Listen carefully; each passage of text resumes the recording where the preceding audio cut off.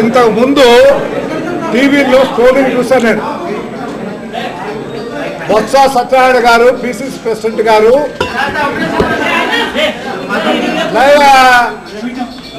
ఒక నిమిషం అంటే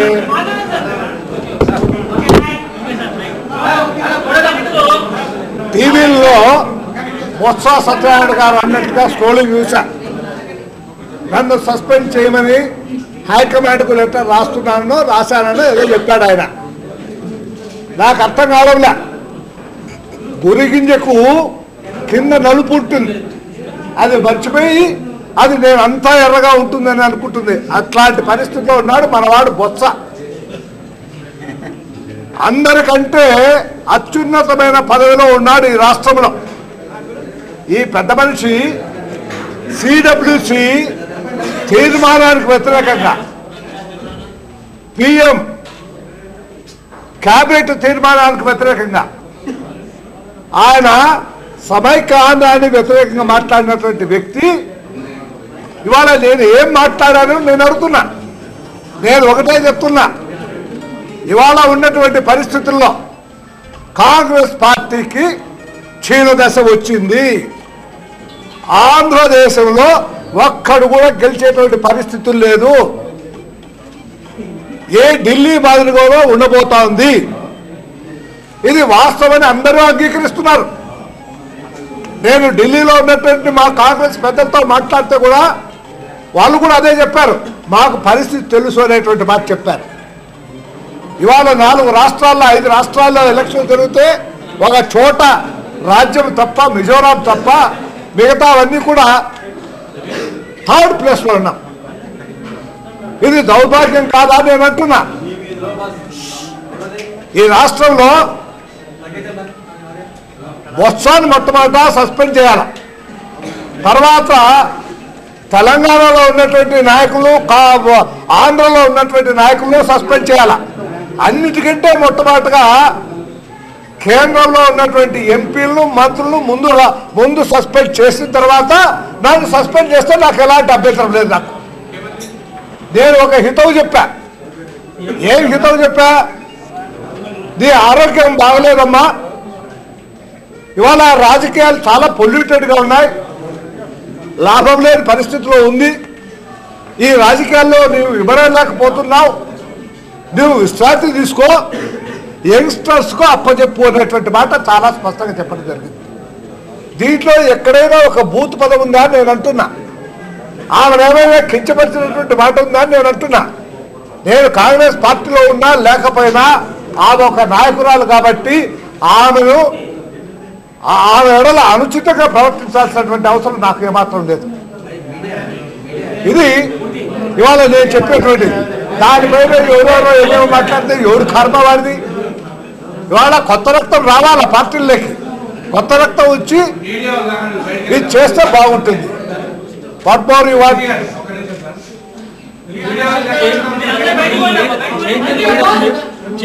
అవగాహనలో నాకున్నంత రాజకీయ పరిజ్ఞానంలో, నా 40 సంవత్సరాల రాజకీయ పరిజ్ఞానంలో కాంగ్రెస్ పార్టీకి భవిష్యత్తు ఉంటుందని నేను అనుకోవటం లేదు. నా వరకైతే నేను ఈ దేశంలో జాతీయ పార్టీలు ఉండాలని కోరుకునేటువంటి వాడు, నేషనల్ పార్టీస్ ఉండాలి. ఎందుకంటే రీజనల్ పార్టీల యొక్క హవా ఎక్కువైంది.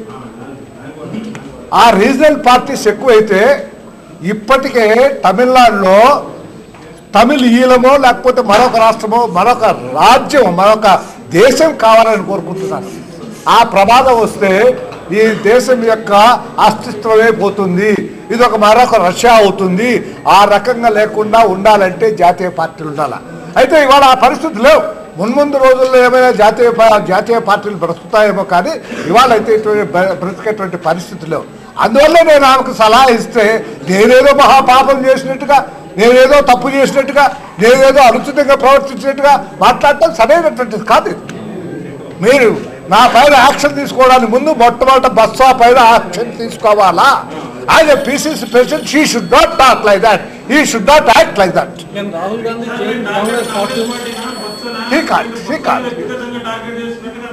ఏమండి బొత్స ఇప్పటికి నా సస్పెన్షన్ కోసం ఆయన లెటర్ రాసినా ఆయన నా చిరకాల మిత్రుడు. ముందు రోజుల్లో కూడా ఆయన చిరకాల మిత్రుడుగానే ఉంటాడు. ఆయన ఆరోగ్యం విషయంలో కానీ ఆయన బాగోగుల విషయంలో కానీ నాకంటే ఎవరికి ఎక్కువ ఆసక్తి లేదు.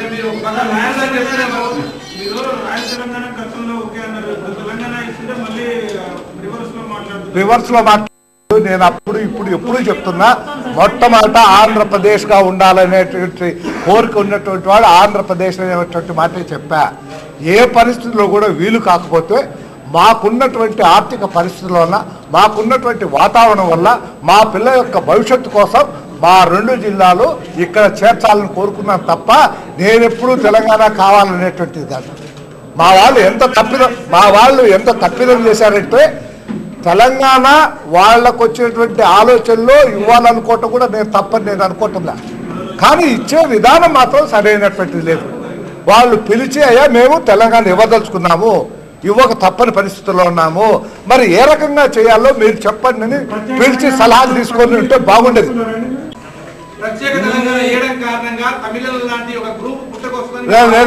దానికి దీనికి సంబంధం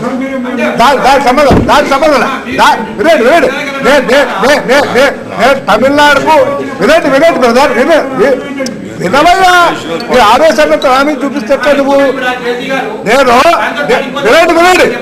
వినండి నేను రీజనల్ పార్టీల వల్ల ఈ రాష్ట్రం చిన్నాభిన్నం అవుతుందనేటువంటి మాట చెప్తున్నాను తప్ప తెలంగాణ వల్ల ఈ వేరే ప్రత్యేక దేశం వస్తుంది నేను అనడం లేదు. ఆ మాట ఇవాళ జరుగుతున్నటువంటి దేశవ్యాప్తంగా జరుగుతున్నటువంటి పరిస్థితుల్లో ఈ రీజనల్ పార్టీస్ పుట్టుక వలన ఈ రాష్ట్రము ఈ దేశం చిన్నాభిన్నం అవుతుందేమో అనేటువంటిదే తప్ప నేను కంపారిజన్ ఎక్కడా చేయడం లేదు, చేయను కూడా.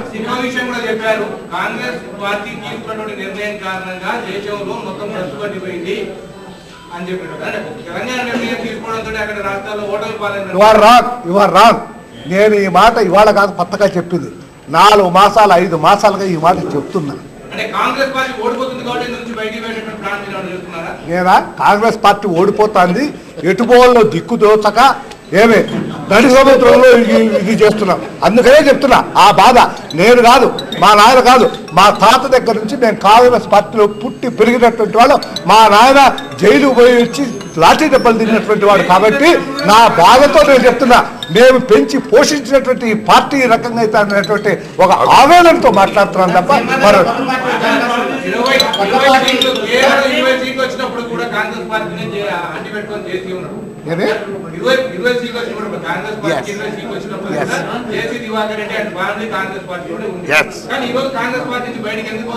ఎందుకు పోవాలంటే నేను కూడా మామూలు మనిషినే, నాకు చీవు రక్తం ఉంది.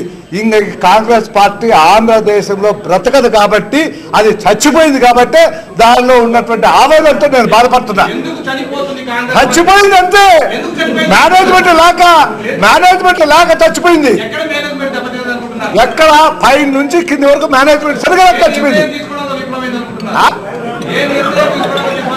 ఒక నిర్ణయం కాదు, చాలా నిర్ణయాలు చాలా ఉత్తర్వులు జరిగాయి, అందువల్ల చచ్చిపోయింది అని అంటున్నాను నేను.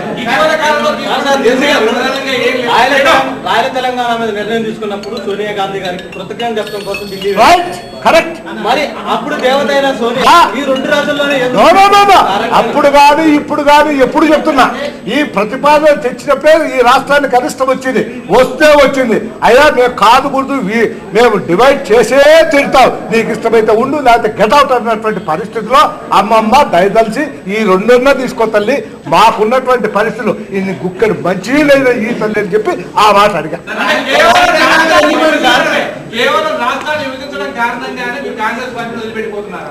కేవలం అనేది కాదు, కాంగ్రెస్ పార్టీకి బ్రతుకులేదయ్యా. అసలు తెలంగాణ లేదు, ఇటు ఇక్కడ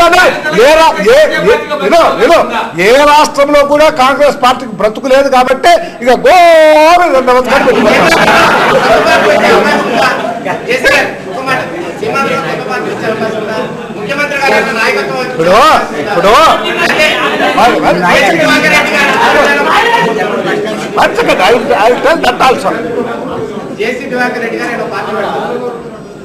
జేసీ దివాకర్ రెడ్డి పార్టీ పెట్టాడా ఇంకోటి పార్టీ పెట్టాలని సార్. ఇవాళ ఆమ్ ఆద్మీ పార్టీ వాళ్ళు చీపురు తీసుకొని నిన్నగా ఊడ్చేశారు. రాజకీయ పార్టీలో అయ్యా ఇవాళ మా పార్టీ బతకలేని పరిస్థితిలో ఉంది. మాకంటే కూడా నాయకుల కంటే కూడా నాయకుల వెనక ఉన్నటువంటి కార్యకర్తల యొక్క బాగోగు చూడాల్సినటువంటి బాధ్యత మాకుంది. వన్ సెకండ్ బాగోగులు చూడాల్సినటువంటి బాధ్యత మా పైన ఉంది. మాకేముంది? నేను 40 సంవత్సరాలుగా రాజకీయాల్లో ఉన్నా. వినవయా చెప్తా, అన్నీ చెప్తా, నీకు నీ మనసులో ఉండేదంతా చెప్తా, ఊరుకుంటే చెప్పు. 40 సంవత్సరాలుగా రాజకీయాల్లో ఉన్నా. 40 సంవత్సరాలుగా ఓటమి ఎరకకుండా నేను ప్రజలతో కలిసిమెలిసి ఉండి 40 సంవత్సరాలు చిన్న అధికారం కావచ్చు, పెద్ద అధికారం కావచ్చు, 40 సంవత్సరాల అధికారంలో ఉంటూ కాంగ్రెస్ పార్టీని నమ్ముకునే ఉన్నా.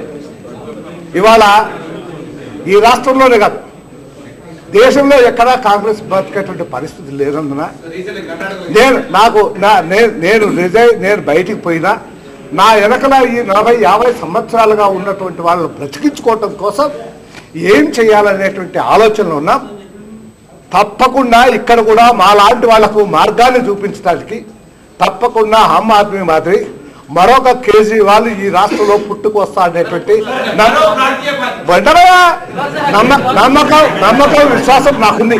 నువ్వు అడ్డమరా నాకు, నేను అడిగినటువంటి చెప్తాను. నేను మరొక కేజ్రీవాల్ ఇవాళ ఏం చేశాడు?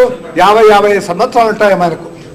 అంత వయసు ఉన్నటువంటి వాళ్ళు ఈ రాష్ట్రంలో కూడా అతను ఏ రకంగా అయితే పదవి త్యాగం చేశారో పదవిని కూడా లెక్క చేయకుండా త్యాగం చేసి మరొక కేజ్రీవాల్ పుట్టుకొస్తాడేమో అనేటువంటి ఒక ఆశతో ఉన్నాం. అయితే ఆ కేజ్రీవాల్ ఎలా ఉంటాడో చూసి ఆయన పార్టీలో బాగుంటే మాకు నచ్చితే తప్పకుండా ఆ పార్టీలో చేస్తాం. పక్కన